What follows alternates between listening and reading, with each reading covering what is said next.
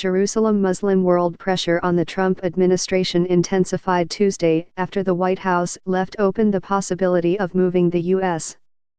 embassy to Jerusalem despite warnings it could imperil Middle East peace efforts and touch off violence. The Trump administration allowed a deadline to pass Monday for signing a waiver that keeps the embassy in Tel Aviv.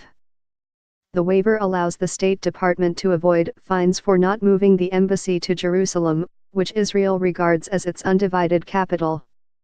But Palestinians also hope that mostly Arab East Jerusalem would be the seat of a possible future state. The White House said Monday that Trump was still deciding on the next U.S. move, which could include formally recognizing Jerusalem as Israel's capital but holding back on Trump's campaign promise to move the embassy. The backlash in the Muslim world has grown steadily.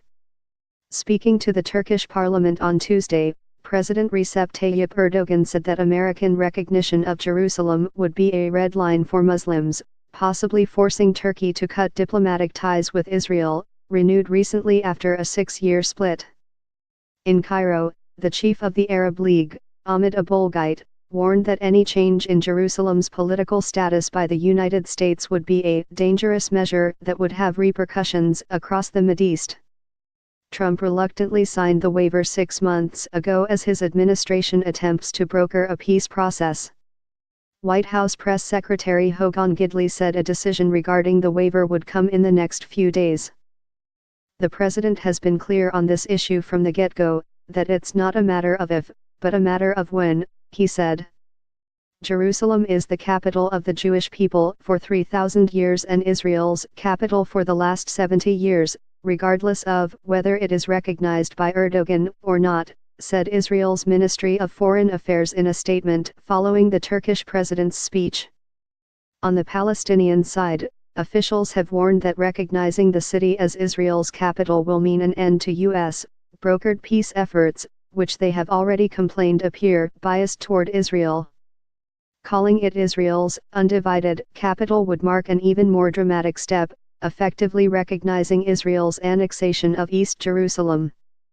Kushner says Mideast peace is essential to thwarting Iran and Islamist extremism.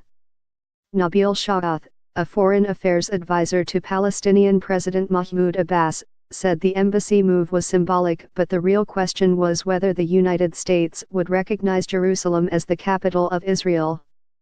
The consensus is not to talk about the status of Jerusalem until a final agreement is reached, he said. Recognizing Jerusalem would be very destructive, he said. The mother of all deals seems to die on the rocks of Jerusalem, said Shaath. There is no deal of the century that starts with destroying the essence of a two-state solution. The Palestinians have been reassured in recent days by regional statements of support, he said, adding that Saudi Arabian Crown Prince Mohammed bin Salman assured President Abbas during his recent visit to Riyadh that there would be no normalization of ties between the Gulf and Israel without a resolution to the Palestinian issue.